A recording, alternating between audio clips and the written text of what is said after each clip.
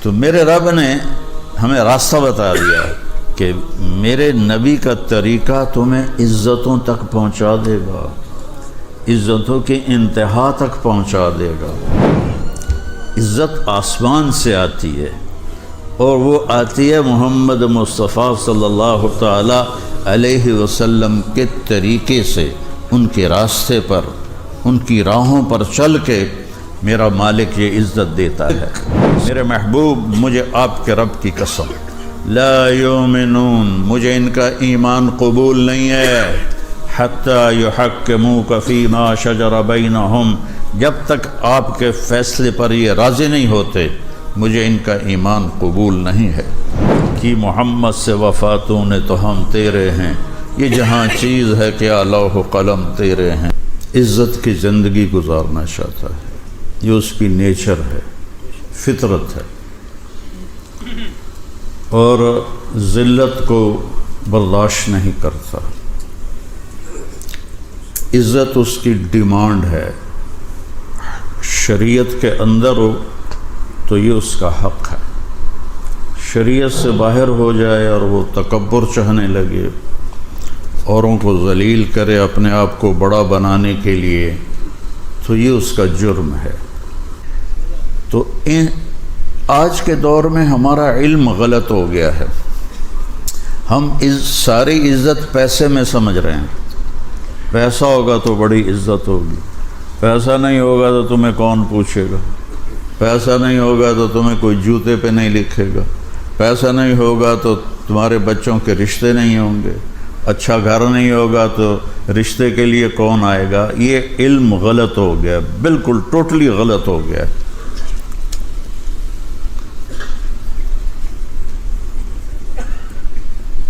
مسلم اور غیر مسلم دونوں ایک پچ پر کھڑے ہوئے ہیں کہ پیسہ ہے تو سب کچھ ہے، پیسہ نہیں تو کچھ بھی نہیں۔ اللہ اپنی کتاب میں کہتا ہے قل اللہم مالک الملک، یہ برمنگم والوں کو بتاؤ کہ میں ہوں ساری کائنات کا بادشاہ، تؤتی الملک من تشاء، جس کو چاہوں بادشاہت دے دوں، وتنزع الملک ممن تشاء، جس سے چاہوں بادشاہی چھین لوں، وتعز من تشاء، جس کو چاہوں عزت دے دوں، وتذل من تشاء، جس کو چاہوں ذلیل کر دوں۔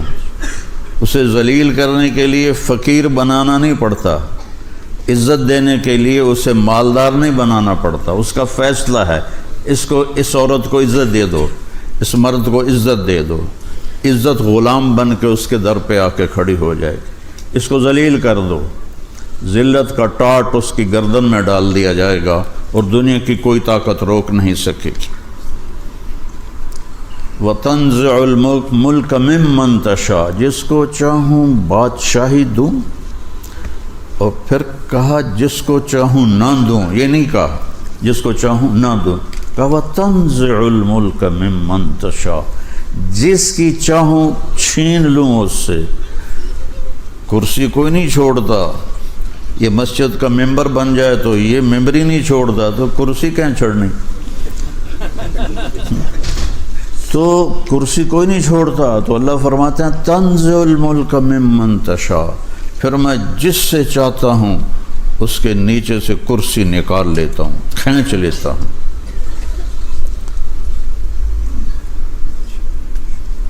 تو ساری کائنات پر اللہ بادشاہ ہے۔ ان الحکم الا للہ، صرف اللہ کی حکومت ہے اس کائنات میں۔ کب سے ہے؟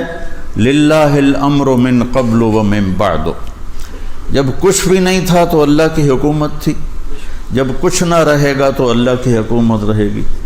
آج جتنی بھی سائنس ہے حکومت اللہ کی ہے۔ ان الحکم الا للہ، صرف اور صرف اور صرف اکیلے اللہ بادشاہ کی حکومت ہے۔ دنیا میں کوئی یہ نہیں کہہ سکتا ہم جو چاہیں کر دیں۔ پیشاب روک کے دکھا دو، جو چاہیں کر دیں، ڈاریا لگاؤ، ذرا روک کے بھی کھا دو، انشاءاللہ پتلون ساری توڑی بھر جائے گی۔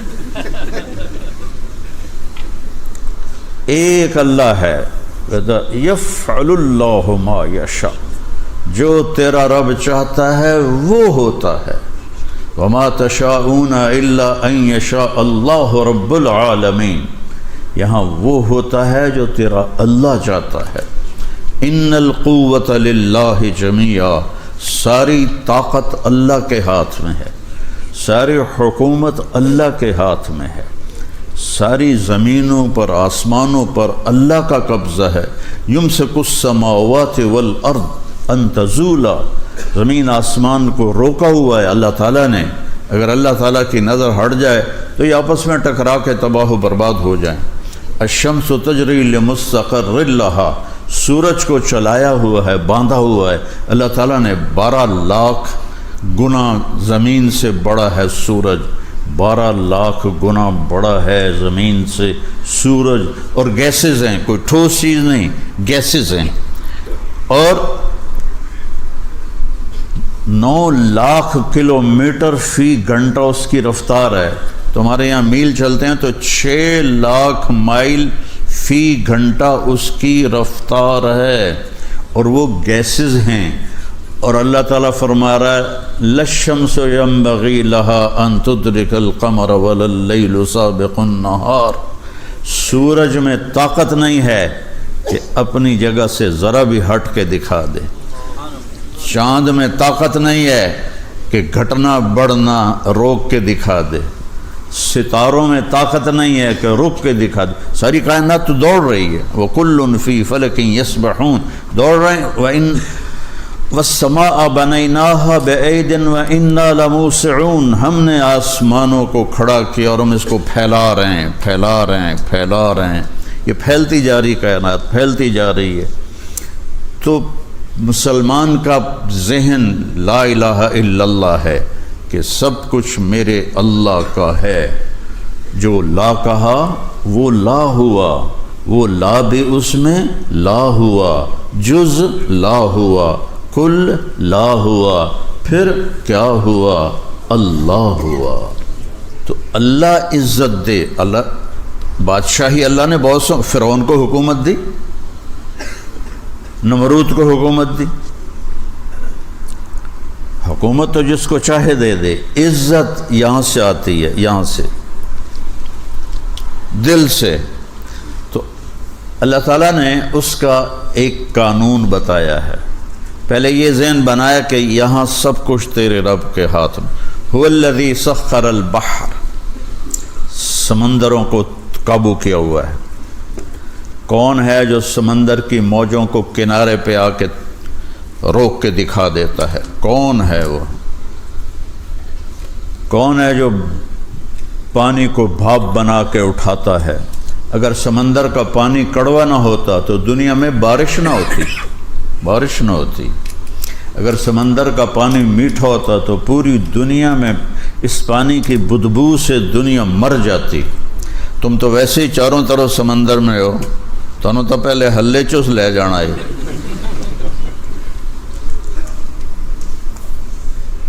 پانی اگر میٹھا ہوتا تو اس میں گندگی پیدا ہوتی، اس میں بدبو پیدا ہوتی، وہ بدبو تباہ کر دیتی سب کو۔ اللہ نے اسے کڑوا بنا دیا، نمک ڈال دیا، اور نمک ڈالنے کا کام ہمارے ذمہ ہوتا، بھائی نمک پاؤ سارے، انگلینڈ والے دا تو اور کام ہی کوئی نہیں رہ جاؤنا، چاروں پاسے سمندر ڈو ڈو کے مر جانا ہی تساں۔ میں قربان جاؤں اس شہنشاہ پر کہ کیا اس کا نظام ہے کہ اس سمندروں میں نمک کیسے ڈالتا ہے؟ کبھی سوچا ہے کہ جتنے دریا چلتے ہیں اوپر سے نیچے کی طرف، وہ زمین کے نمک کو کھینچتے ہوئے چلتے ہیں، اور زمین میں اللہ نے نمک کی تہ کی تہ، قیامت تک دریا چلتے رہے، نمک ختم نہیں ہوگا۔ تو وہ زمین کے کناروں سے، زمین کے نیچے سے نمک کو کھینچتا ہے پانی دریا کا، اور ٹرکوں کے ٹرک، ٹنوں کے ٹن لے جا کر سمندر میں ڈال دیتا ہے، اور چاروں طرف سے دریا وہ نمک لے کر سمندر میں ڈالتے ہیں، جس کی وجہ سے اس کا پانی کڑوا ہوتا ہے، اور اس کی وجہ سے ہم محفوظ ہیں اور بارش ہوتی ہے۔ تو اللہ نے پہلے یہ ذہن بنایا کہ یہاں سب کچھ اللہ کے ہاتھ میں ہے.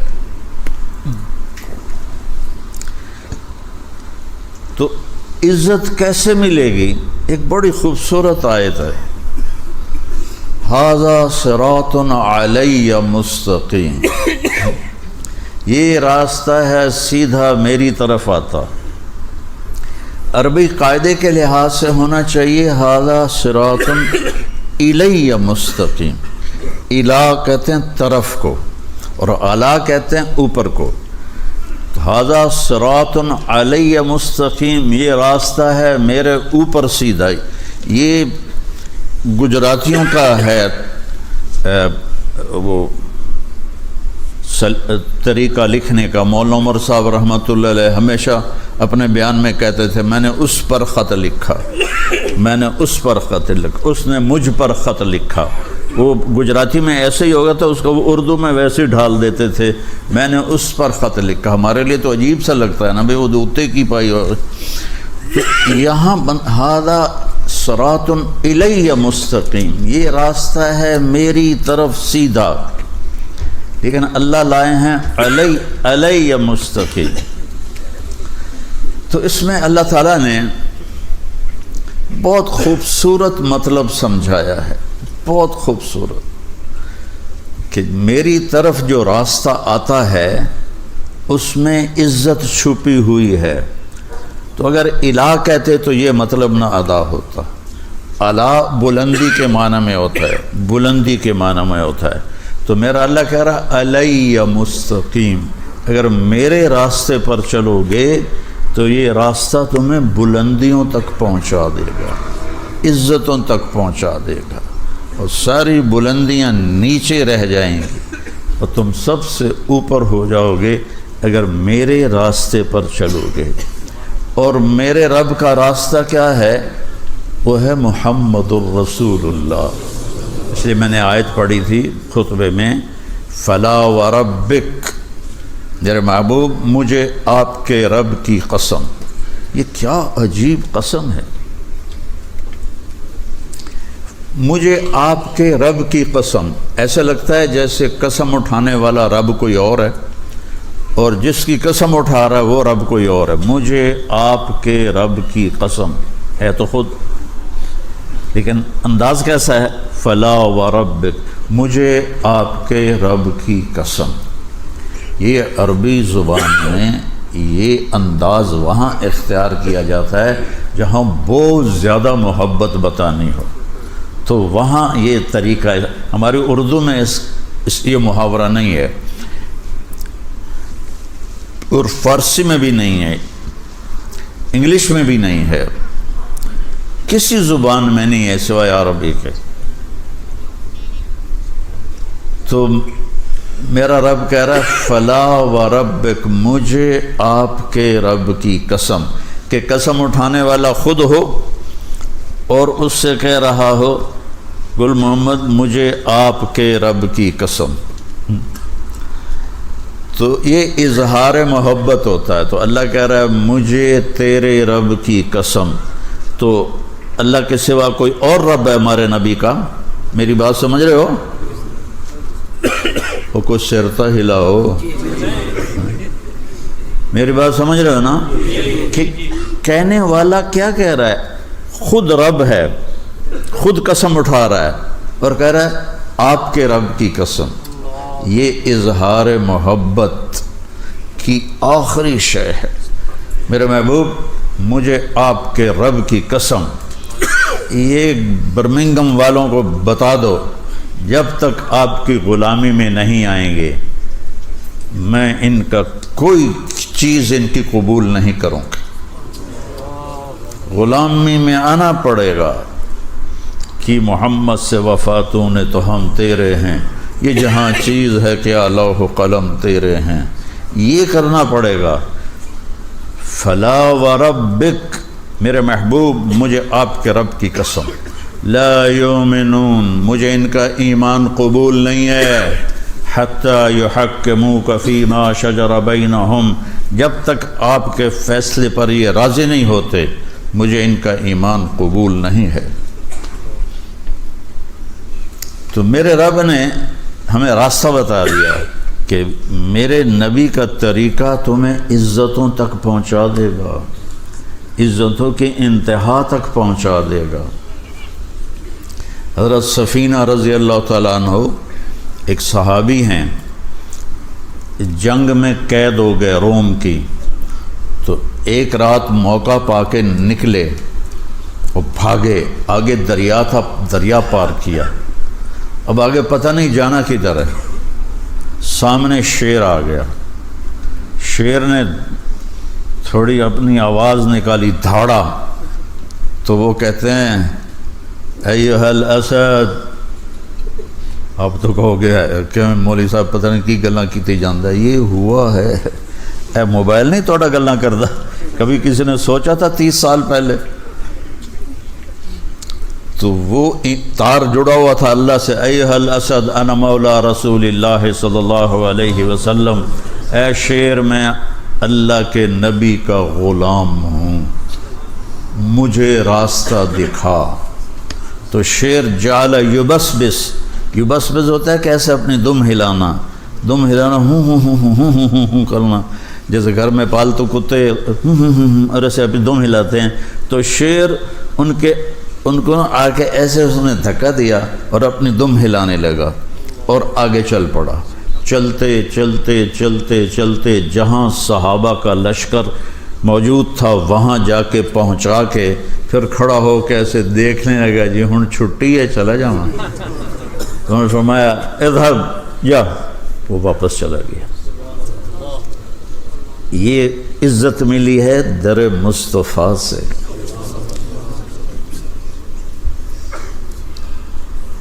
سمندر کے کنارے پہنچے، آگے دشمن ہے جزیرے میں، دارین ایک جزیرہ ہے، کشتیاں کوئی نہیں، اور کشتیاں بنائیں تو اتنے میں دشمن تیار ہو جائے گا جنگ کے لیے۔ تو کیا کیا جائے؟ علاء بن حضرمی رضی اللہ تعالیٰ عنہ گھوڑے سے اترے، 2 نفل پڑھے، اور ہماری طرح نہیں کوئی لمبی دعا مانگی، 2 نفل پڑھے، یا علیم یا حلیم یا علی یا عظیم، 4 ناموں سے اللہ کو پکارا۔